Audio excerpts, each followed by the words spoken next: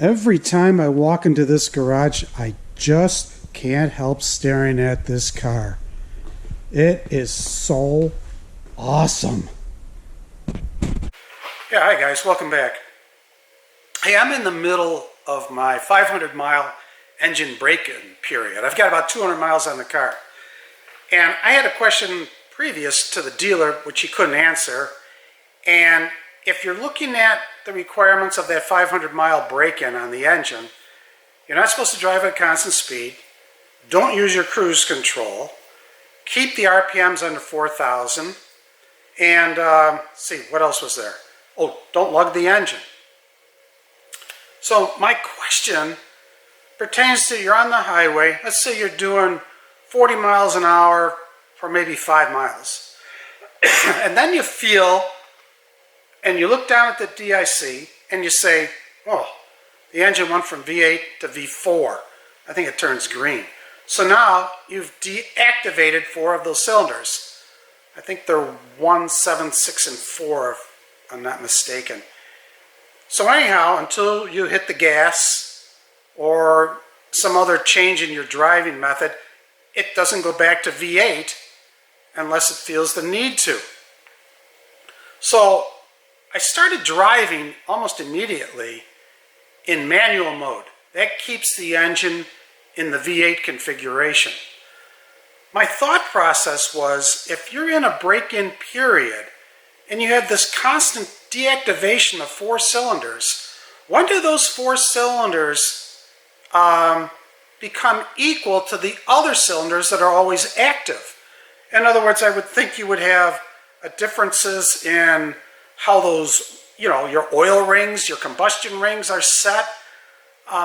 Everything that deals with an active cylinder versus a deactivated cylinder. I wouldn't think that they would break in at the same time.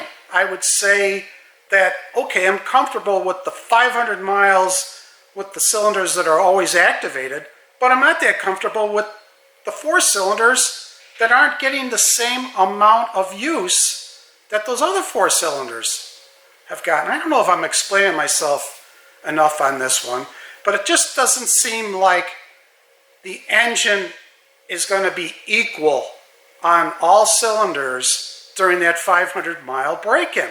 I mean, there's always going to be time. If you got that car in auto, there's always going to be time, and you're not always going to see it, when that car's dropping out of 8 to V4, because you don't feel it. Most of the time you don't hear it. So I was just questioning this. If anybody's got an answer to that, I'd be receptive to hearing it, because right now I'm just going to keep it in manual until those 500 miles are up. It's not that bad anyhow. I mean, used to 4 speeds and all that kind of thing, so this is it's kind of fun. Anyhow, let me know what you think about the active fuel management on engine break-in. So the second thing I'd like to talk about was during the process when I was considering ordering the car and was calling around to different dealers to find out how long it would take to get the car from day of deposit till you actually got it delivered, and was finding out that time frames were 12, 16, 18 months out. They couldn't pinpoint exactly when you were going to get it. And at the time, I was really leaning towards getting the museum delivery option. I figured this is a once in a lifetime thing for me. It would be fun to go down there and then see your car in the museum and pick it up right there. So I rethought that process, because I live near Buffalo with a lot of snow, and it can occur, and I can't pinpoint, obviously, no matter who I went with, I couldn't pinpoint when this car was going to arrive. And I wouldn't want to be able to be responsible taking this car up in the middle of January and getting it home safely. I mean, you wouldn't know what you would encounter during those 800 miles back to near Buffalo, New York. So I decided not to get the museum delivery. Something else that I could do that would be memorable. I wasn't going to do the museum delivery. So I was thinking, well, I was looking around, and I started to see little things coming out about the museum's photo book, which they apparently send a couple of photographers in the day your car is being built on the assembly line and take pictures of the car as in different stages on the assembly line. I thought, geez, that might be a really nice keepsake.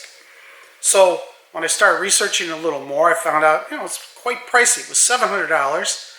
And and you had to have your order in 30 days before your car was built. So I was already beyond that when I called the museum and said, look, I'm a lot closer than 30 days. The woman on the phone says, well, don't worry about it, as long as you got 10 days before you're built. I go, well, I don't even have that. I got maybe 5 or 6 days before the car is to be built. And she says, well, again, don't worry about it too much because right now we don't have it booked up. So there's a good chance that you'll get that book made. I says, well, that's great. So I went ahead, paid for the book. And then, of course, then I do more research after I've already paid for it. And it was actually a lot of stuff I got on a forum, and they were talking about the book, but it was mostly back from 2020, and there was a lot of complaints. They said the book was low quality, low quantity. It was only about 20 pages, of pictures and text, and a lot of the pictures were blurry. It just didn't match up to the price they were charging for the book. So then I started getting worried. I thought, well, I better be prepared for a disappointment. So anyhow, when the time came, I got confirmation. I think the car was being built on a Thursday.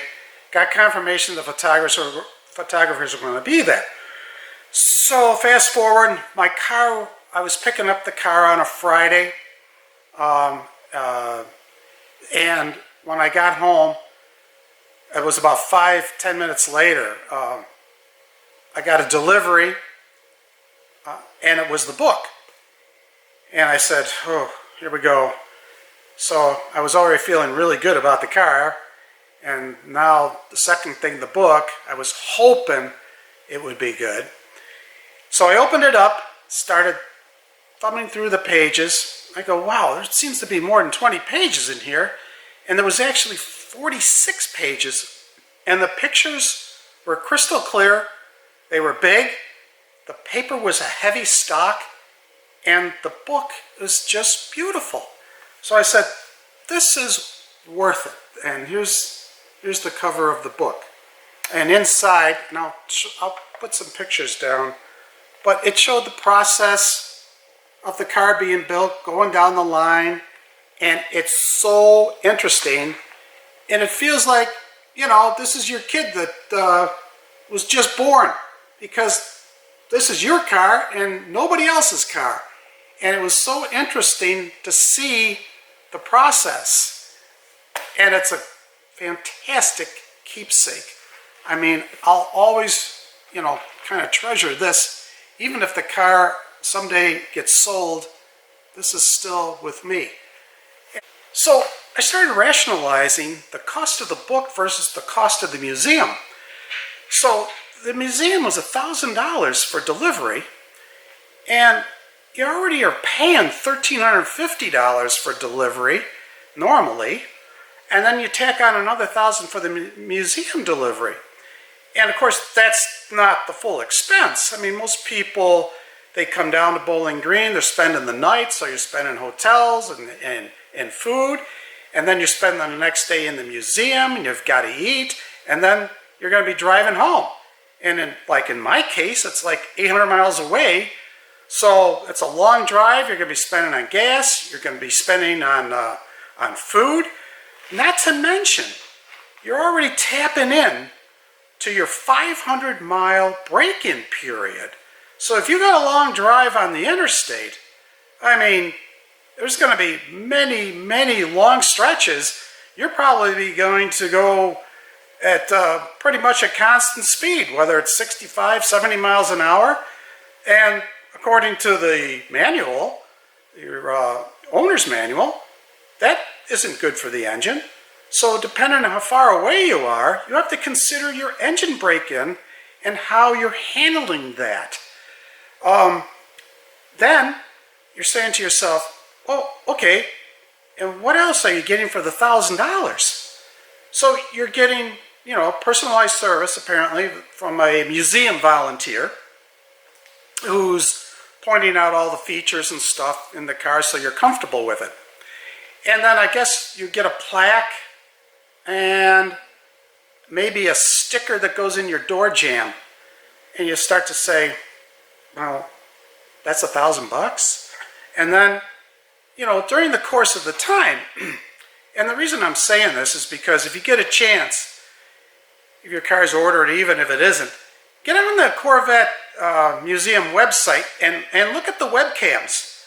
And it's kind of interesting. You see Corvette Boulevard, and then you see individual cars. You know, I think there's like 8 of them, 4 per side of the boulevard. And all the people that are mingling around and all that kind of stuff. So anyhow, you know, it comes to the time when the volunteers pointing everything out. So he opens up that rope that's usually surrounding the car to kind of protect it from everybody. And so then you're sitting in the car and he's looking through your window and he's giving you pointers and telling you about the car and this and that. In the meantime, if you watch some of these webcams, it's like an open invitation to all these visitors that are like, oh, the rope's down, I can get closer to the car now. And next thing you know, you're seeing people, you know, almost leaning on your car or touching it, and you're kind of distracted. You're trying to listen to the guy, you know, give you some instructions. At the same time, now you're more interested in, hey, you, get away from my car. And this guy over here, or hey, don't touch my car. So you get more concerned about something like that. So I'm thinking to myself, this is costing $1,000, and you know, and you could be getting a little upset because I just want to get out of here now. And so that, and then that time will go away. I mean, that's a one-day deal. But this, you're going to have this forever. I mean, I know it's still pricey, really, $700, but you know what? I'd rather have this any day than actually the museum delivery. But, I mean, that's just me, because I really did want the museum delivery at one point. But right now, I'll take this. Okay, guys, I'll talk to you later.